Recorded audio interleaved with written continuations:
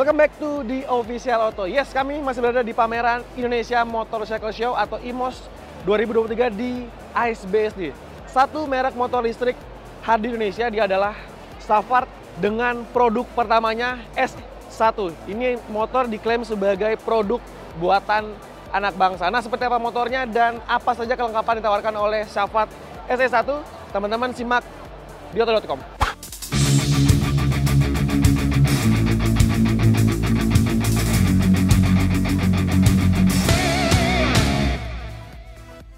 Model yang ditawarkan ini, yang di samping saya adalah model tertingginya. Dia adalah S1 Strip P. Jadi ada dua varian yang ditampilkan di sini. Pertama yang reguler dan varian tertingginya S1. Secara desain memang masih sama.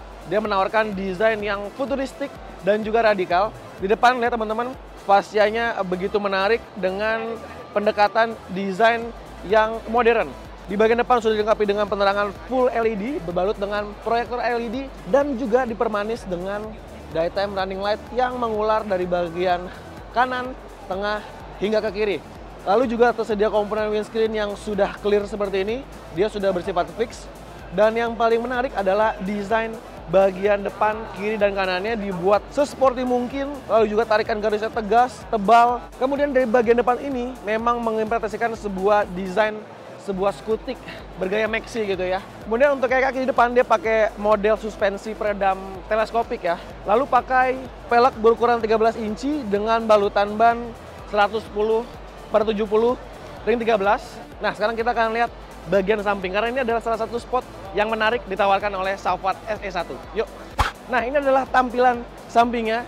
Lagi-lagi harus diakui memang desainnya terinspirasi dari motor listrik BMW CE04. Nah, untuk dimensinya dia punya panjang di 2040 mm, lebar di 747 mm, lalu racikan wheelbase-nya di 1525 mm, ground clearance di 156 mm, dan berat totalnya dengan baterai ada di 160 kg. Jadi pendekatan desainnya adalah sebuah skutik listrik bergaya lowrider. Kenapa saya bisa bilang dia bergaya lowrider? Karena bagian sumbu roda belakangnya ini melebihi bagian belakang bodi dari Savart SE1. Bisa dilihat memang komponen swing armnya panjang ke belakang. Di bagian samping sini dia pakai bodi plastik yang memang cukup kokoh materialnya. Lalu di bagian samping sini, tepatnya di bagian footrest, dia pakai dua metode injakan ya. Pertama ada yang reguler dan juga selonjoran ala-ala maxi scooter.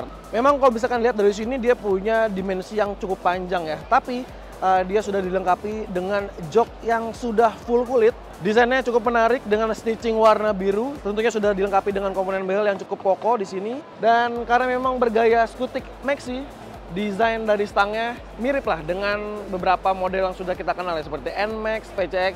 Ditutup rapi dengan komponen cover di sini. Di bagian sebelah kiri dan kanan sudah dilengkapi dengan beberapa tombol. Salah satunya adalah hazard, lampu dekat, lampu jauh, lalu juga penanda sen, dan juga pengaturan driving mode. Karena motor ini dilengkapi dengan 3 pengaturan modus berkendara, ada Eco, Normal, dan Sport. Lalu untuk menunjang segala informasi yang ditanam pada motor ini dibekali dengan panel metal full LED, LCD display yang banyak ragam informasi ya. Dan dia juga sudah dibekali dengan adaptive light, jadi ketika teman-teman berkendara di siang hari, dia akan berubah menjadi warna putih. Dan ketika malam hari, dia akan berubah menjadi warna hitam mengikuti sensor ataupun lingkungan sekitar.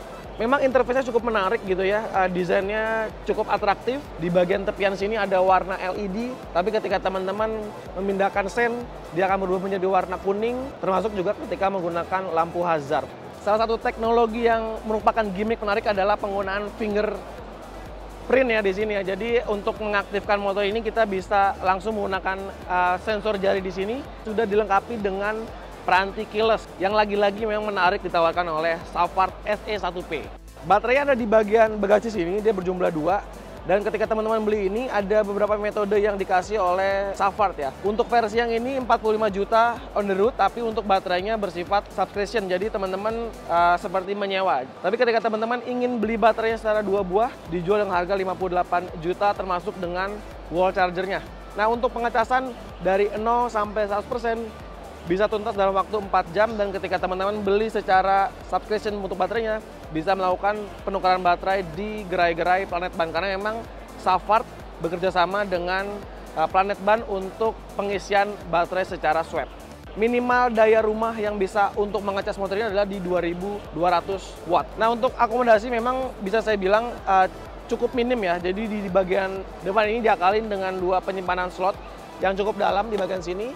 Dan untuk kompartemen utama atau bagasi utama, dia ada di bagian belakang sini untuk penyimpanan. Sementara di bagian tengah sini dia sudah untuk penempatan 2 slot baterainya. Baterai itu mempunyai spesifikasi 72 volt, 65 ampere hour, mampu menyuplai tenaga sampai 18,7 horsepower dan torsinya 250 Nm. Nah, racikan tadi membuat motor ini bisa menggeber kecepatan puncak sampai 120 km per jam dan jarak jangkaunya sampai 120 km sekali pengisian baterai penuh. Nah, motor ini juga diklaim bisa melibas tanjakan hingga kebeningan 30 derajat dan motor ini sudah dilengkapi dengan liquid coolant di bagian komponen baterainya. Mundur ke belakang, dan inilah tampilan buntut dari Savart SE1.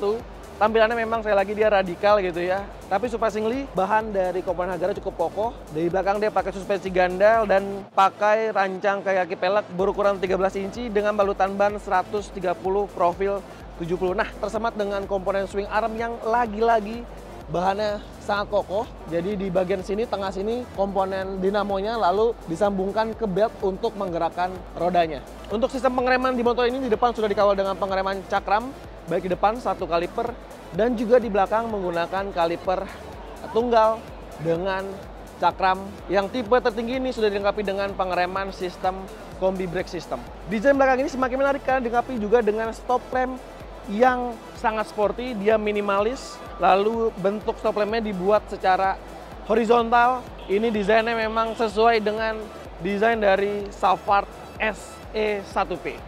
Jadi memang overall untuk pemilihan bahannya cukup kokoh, tapi ada beberapa detail yang menurut saya memang masih kurang rapi ya.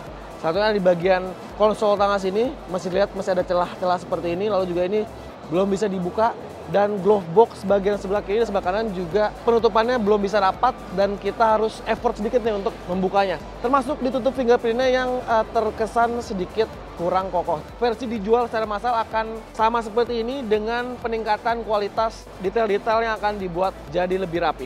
Nah, ini adalah penampakan ketika motor sudah ditelanjangi ya. Bisa dilihat rangkanya, perpaduan beberapa karakter ya, dari tubular lalu juga ada bentuk yang kotak seperti ini, dan klaimnya dari Savart Indonesia untuk TKDN-nya ada di 60%.